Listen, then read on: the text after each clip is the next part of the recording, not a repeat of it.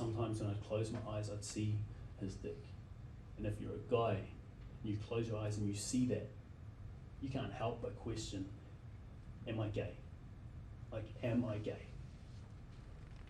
And so what I've come to realize about that is part of the driving force behind why I needed to cheat. I needed to prove that I wasn't gay. Changed his life around. I've never actually heard his story in full, but I have major respect for him, love for him, because he has the courage to do what most don't. He has the courage to do what most don't. And everyone that's stood up here today has been sharing their vulnerability. But he's going to share some stuff that men just don't share. And who, by a show of hands, has a man in their life? A dad, a brother, an uncle? We all have a man somewhere in our life, right?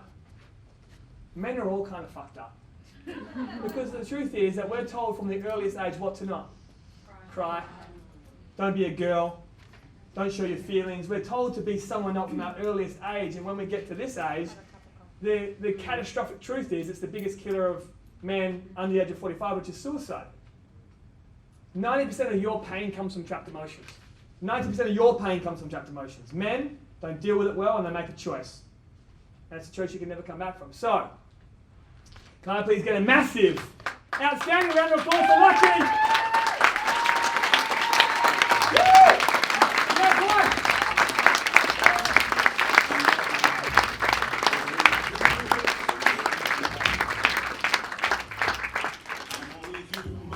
Love you, bro. Good luck. Don't break my stage. First of all, Anastasia, that beautiful girl that got up here, close friend of mine, love you, so proud of you. Be proud of yourself, please.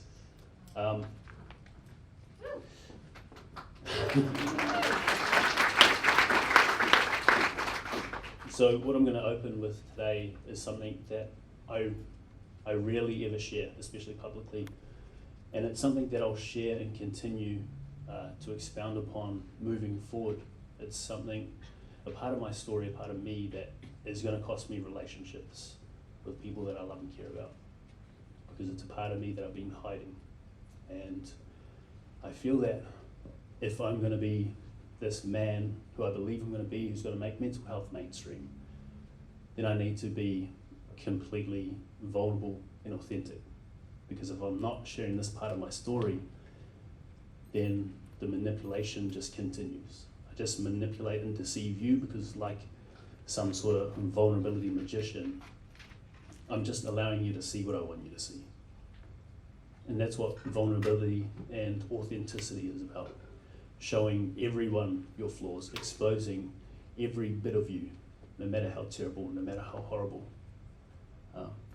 And just flowing with that and accepting the consequences, accepting responsibility for your actions. So, as a teen, I was with a girl who I was consistently told was the hottest girl in high school. I was stoked. I was always a fat kid, so I was so proud of myself to get her. And although I got her, although she was sporty, artistic, smart, beautiful, I cheated on her like it was a sport. I cheated on her a couple times a week. And it was like a sport to me. It was like an addiction. But the worst thing was that I didn't understand why I felt this need to cheat.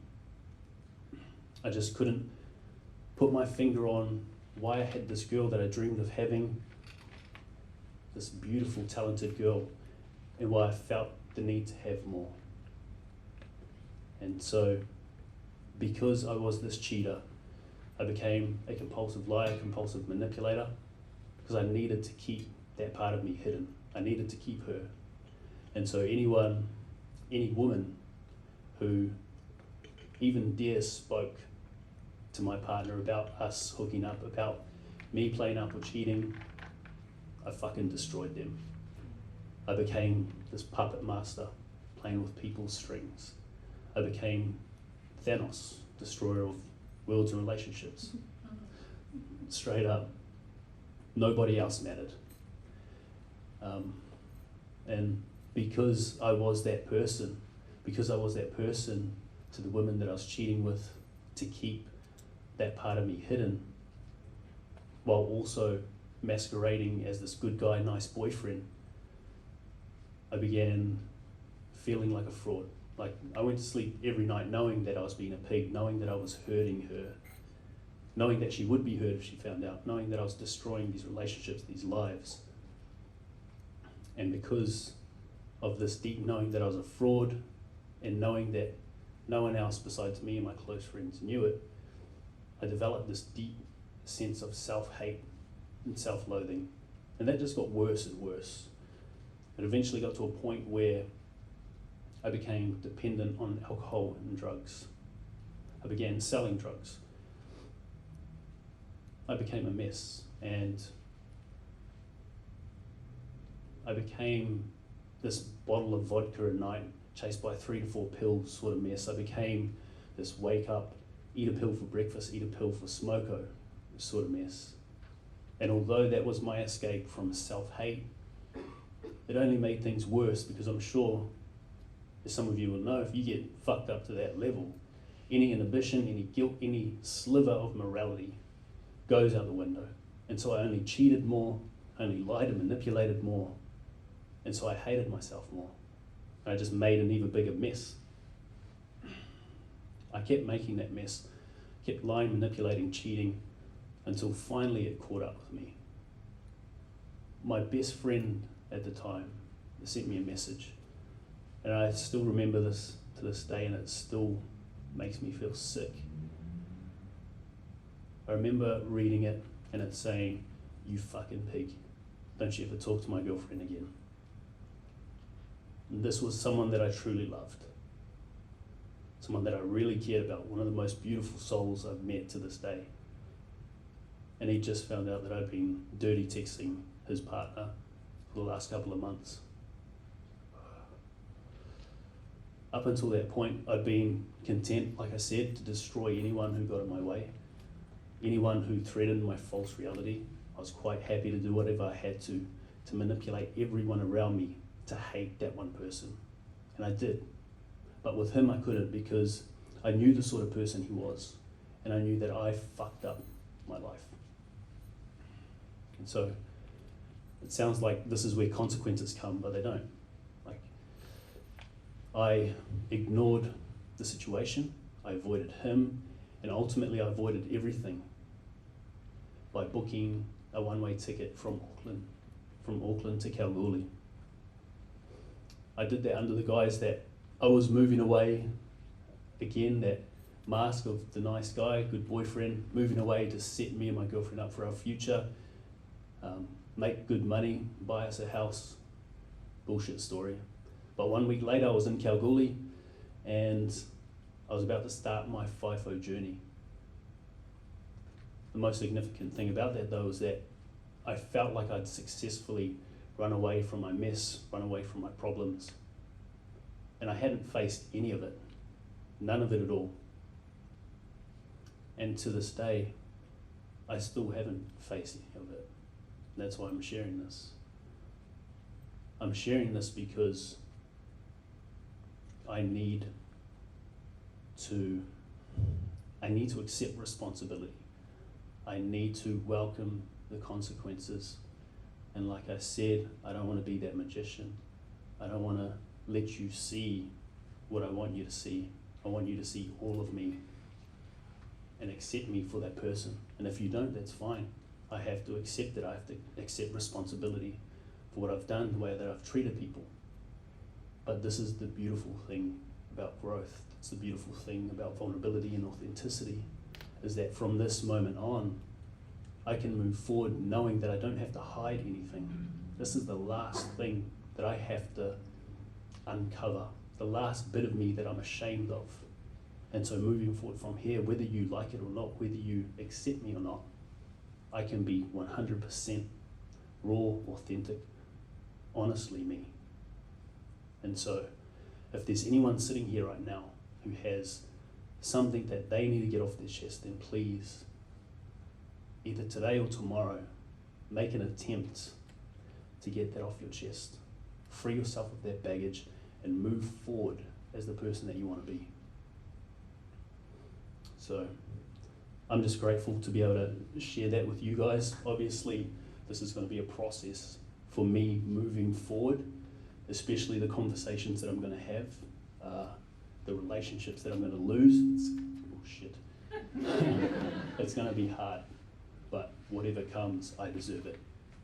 And that's the beauty in taking responsibility, is because when you put yourself out there, when you accept responsibility for your life, and when the shit stuff comes back at you as a result of your actions, you can take it because you know that you deserve it, and you know you're going to move forward as someone that you want to be. So, switching gears.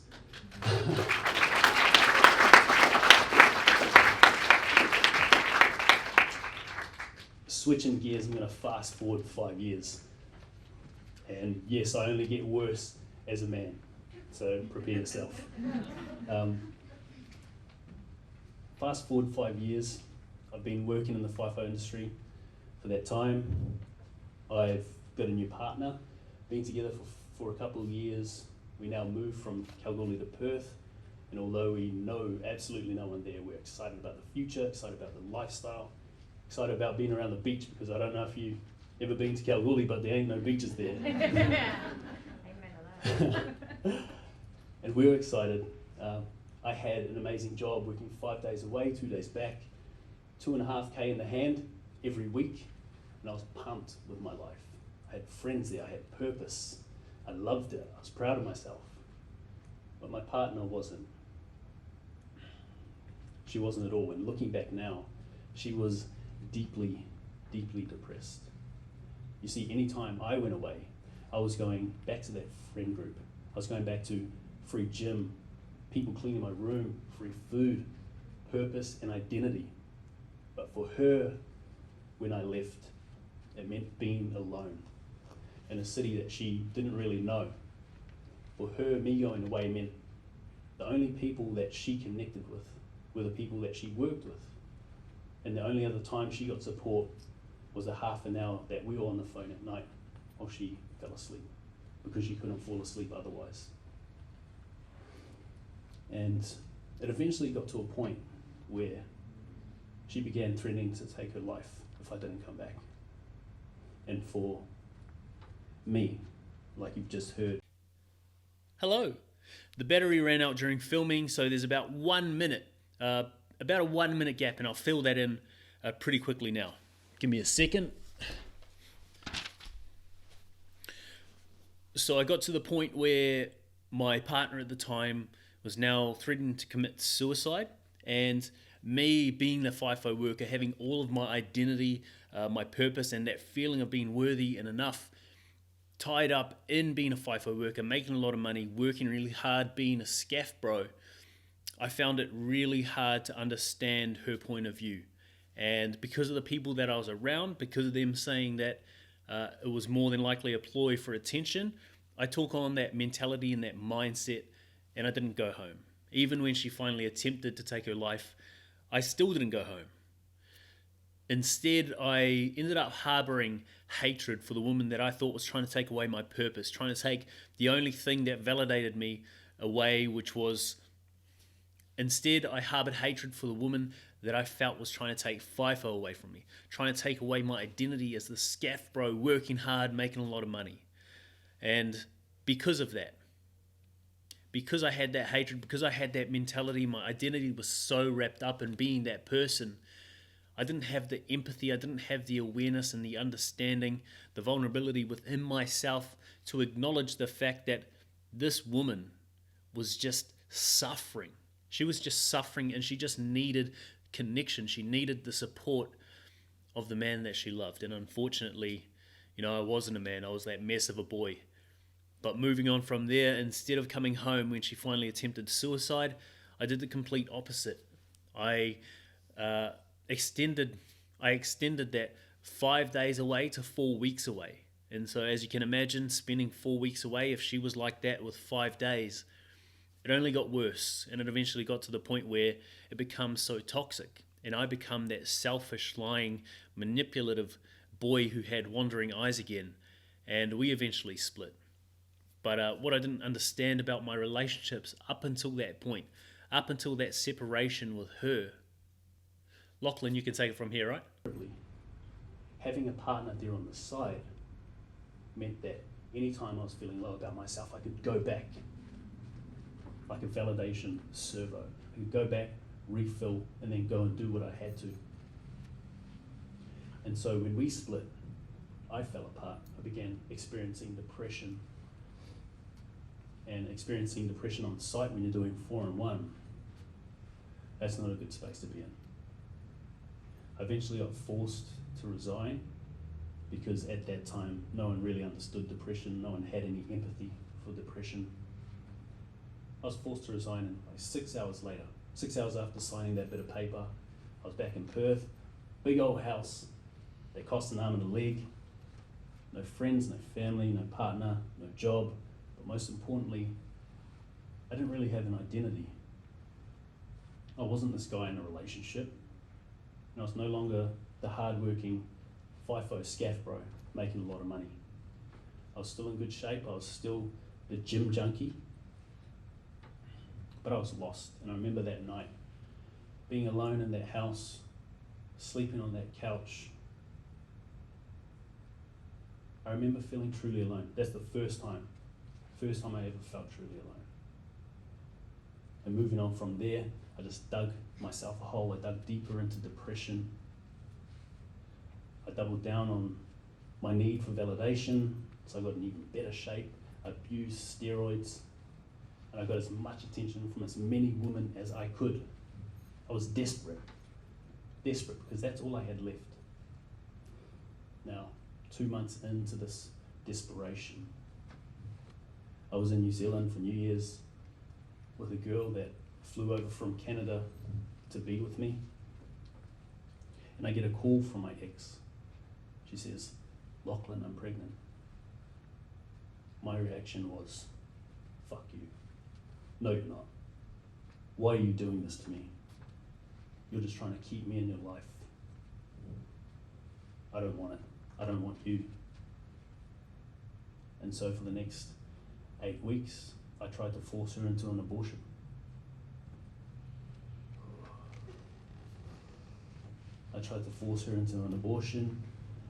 And we agreed.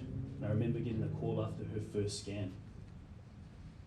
I remember her calling me and telling me, "I heard the heartbeat. I can't do it, I'm in love." And the same reaction.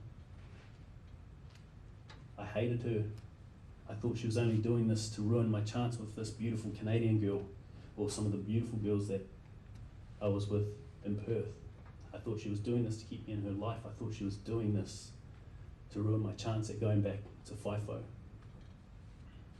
And so I treated her like shit for her whole pregnancy. And looking back now at that pregnant woman,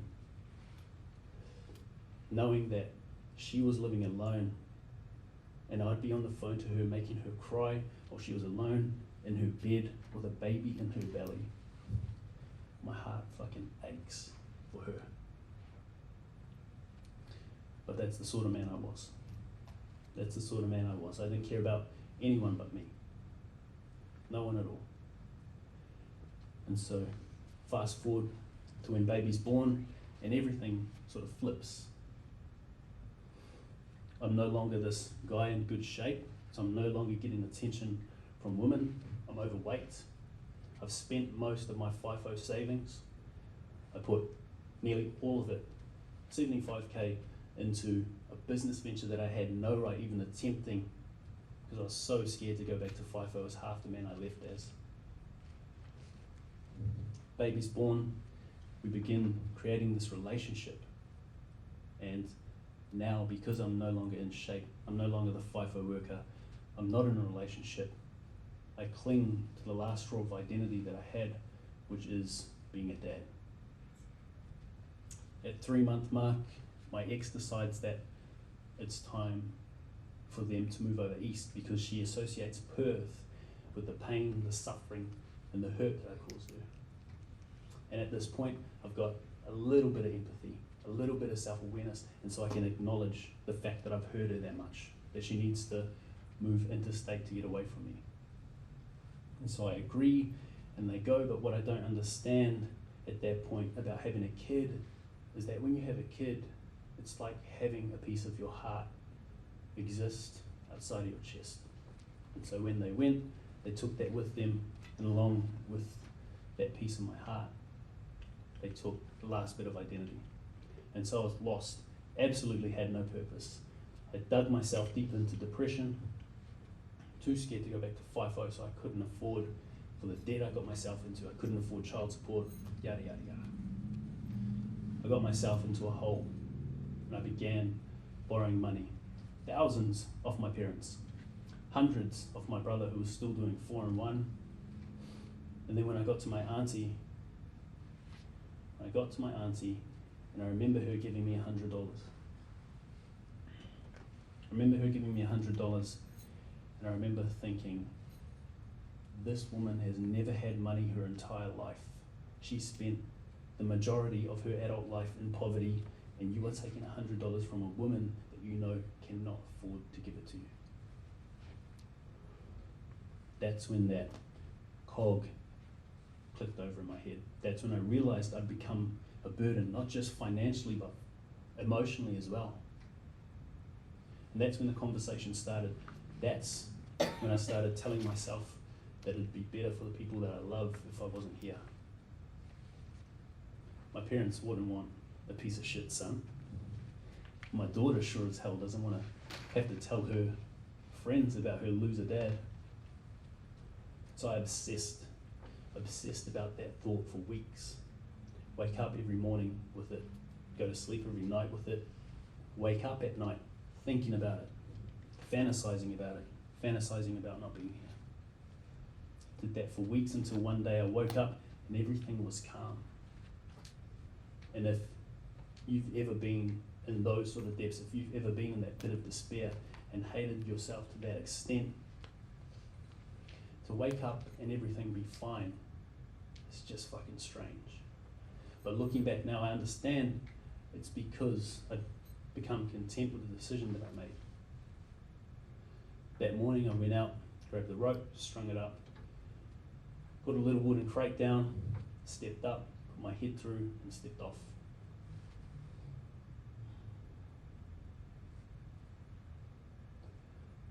I remember that rope hitting my neck. And I remember, even when I close my eyes, I can see it clear as day. I remember seeing my daughter walking to school, holding her mother's hand, pink Paw Patrol backpack, the pigtails, and the pink hair tie. And I remember thinking, holy shit, if you do this, she's never going to have a father's hand to hold. She's never going to know love from the man who gave her life. And for her entire life, she's going to feel like she was never good enough for you to stick around. And so, unlike many, I was lucky enough to get myself out of that situation. I was lucky enough to get my foot to that crate and to get down. I remember collapsing on the ground in a heap. I remember sobbing, I remember crying. And in that moment, I remember deciding to put my daughter first. And that's the first time in my entire life that I'd put someone before me. First time ever. I decided in that moment that I would stop living as Thanos, that I would move forward living for her, that I would strive, that I'd be relentless in my pursuit of becoming the best version of myself as a man, as a human, but most importantly as a father, so that she had someone to guide her, so that she had someone to bring her up, to hold her hand, to give her kisses and cuddles, to tell her that she's enough. And that's what I've been doing. I've been relentless in that pursuit. It's been full of ebbs and flows. It took me a year to open up. It took me a year to share my story because I thought I was weak. I thought I was a pussy. When I did, I realized that people were reaching out, asking for help. I realized that it wasn't just me suffering. So I started a closed Facebook group. From there, I started a podcast who I've now interviewed over 80 people about the worst shit that they've been through and how they've overcome it. We've been through murder, rape, abortion, everything deep, all the way to the stuff like I am not good enough, body image issues, and anxiety. The purpose of the podcast is to show people who are suffering that they're not alone, by giving them someone to resonate with, giving them someone to model themselves off of. And not only will they feel like they're not alone, but they'll know that no matter what they're going through, no matter what they're thinking or feeling, that it can all be overcome. And yeah, those are the highs. That podcast has given me the opportunity to work with Jules and Robbie on the Man Enough podcast, given me the opportunity to speak at events like this and share my story. But without the lows, without the ebbs, I wouldn't be here. And to give that pig of a man, that cheater, context. Throughout this process, I ended up back at Wheatstone doing a 4-in-1. I ended up experiencing depression, becoming suicidal, and eventually being evacuated from Wheatstone for being suicidal. 9 months later, my biggest support at Wheatstone took his life. And I've been through the guilt of not once reaching out to him during that 9 months, just because I was so ashamed of how I left. I went through a deep, deep sense of self-hate that again made me depressed and suicidal, and that forced me to acknowledge that as an 8-year-old, I was introduced to porn and sex by an older guy. I remember the first time it happened. I was 8, he put porn on, he pulled it out, and he played with me. And I remember the last time it happened 2 years later. I was in a hot tin shower. I closed my eyes, I can see it right now. Hot tin shower, and he said, "We can't do this again or people are going to think we're gay." And so what I've come to understand about those moments of impact is that porn and having sex with an older guy, or being had sex with, gave me this inferiority complex about my dick being too small.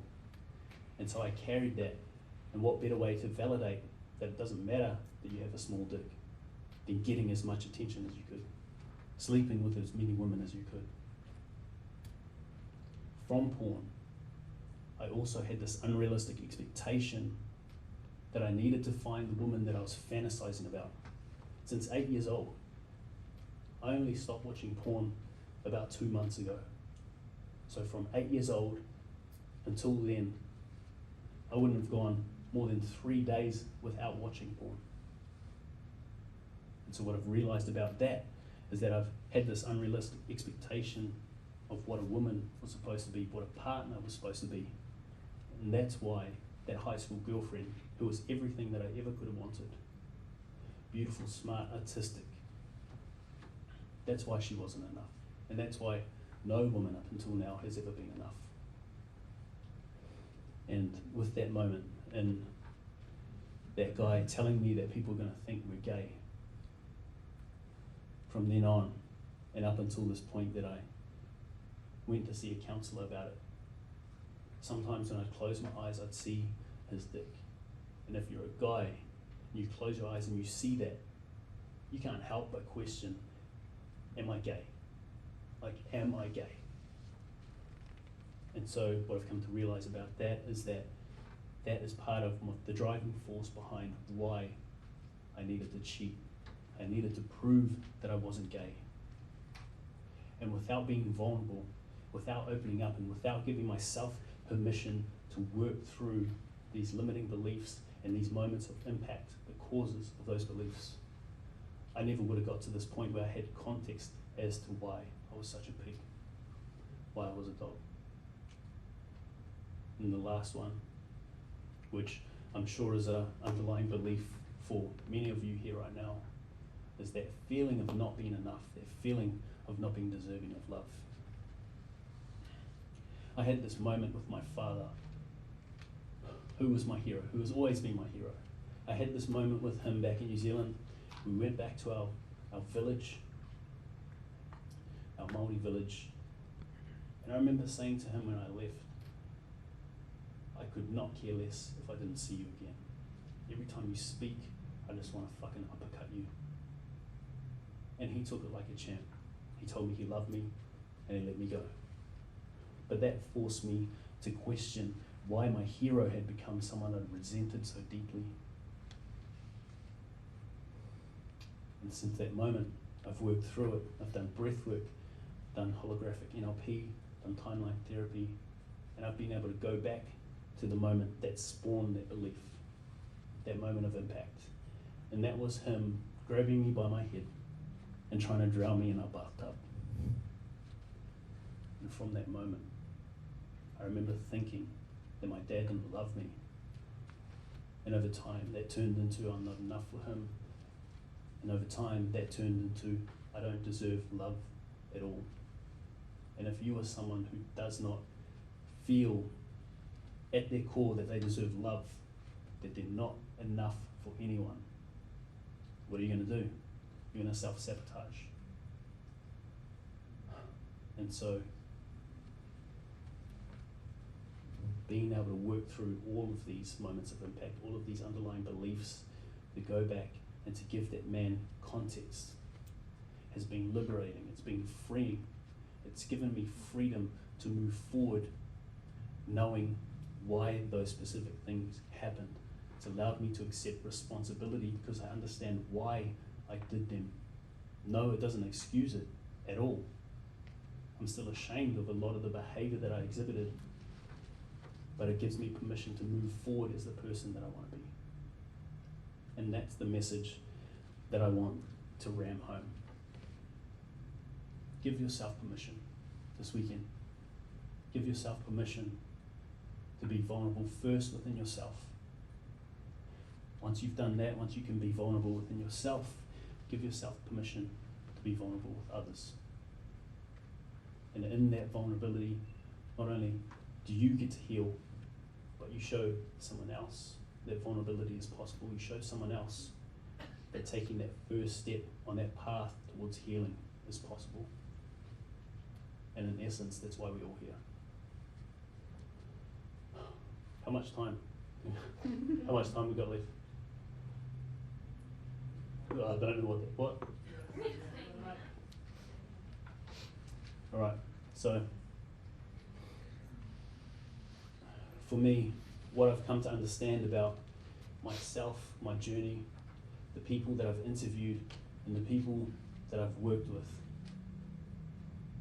is that there have been five key areas to go from pain to purpose. Number one being mindfulness.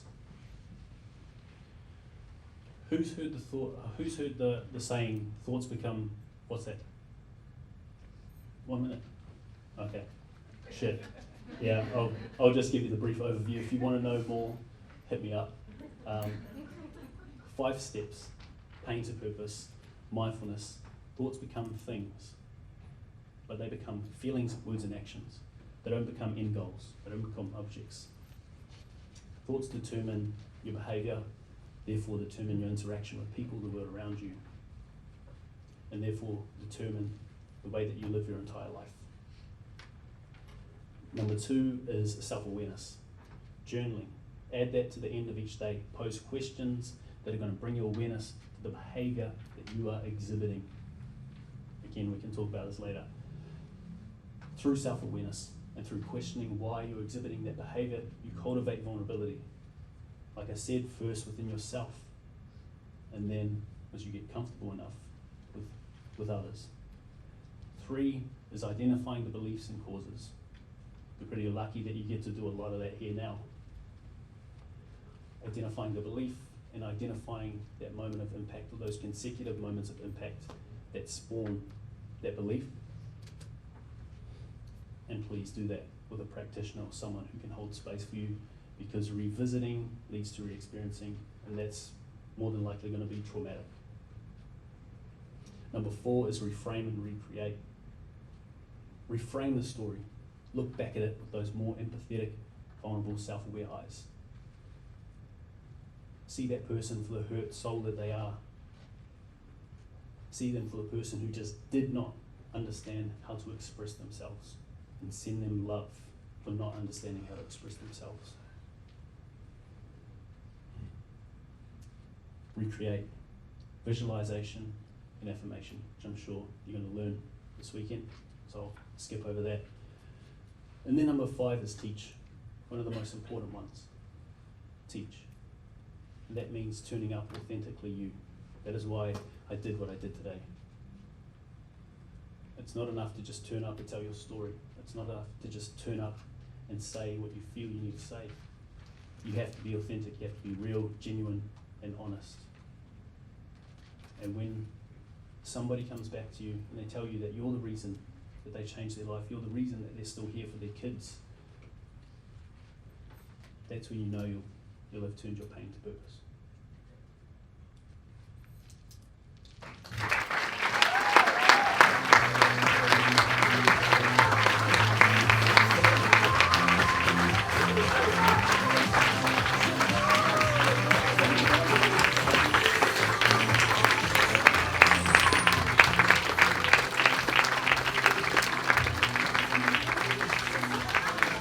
Come here.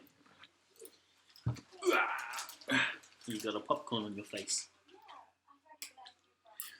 Alright, this is Angel Ray. So if you listen to that story, you'll know about her, and you'll know what happened between me and her mum. This is my little angel, my little princess. And what I've been doing is instilling her with positive beliefs, because one day she is going to understand what happened between us. She's going to understand how much of a pig I was to her mum. Is it boring? And I'm instilling her with those positive beliefs so that when she finally does have to work through that trauma, it's not going to be so much of a process.